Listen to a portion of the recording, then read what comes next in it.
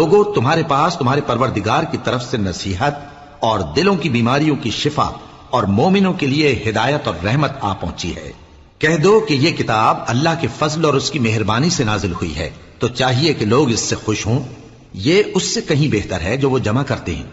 कहो कि भला देखो तो अल्लाह ने तुम्हारे लिए जो रिस्क नाजिल फरमाया, तो तुमने उसमें से बास को हराम ठहराया और बास को हलाल।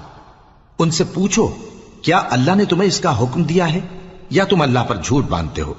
और जो लोग अल्लाह पर झूठ बांधते हैं वो क़यामत के दिन की निस्बत क्या ख्याल रखते हैं?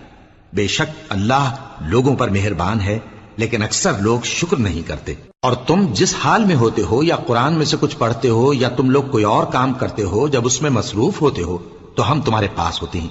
और तुम्हारे परवरदिगार से कोई जर्रा भर भी चीज पोशीदा नहीं रहती, न जमीन में और न आसमान में, और न कोई चीज है उससे छोटी और न बड़ी, मगर किताब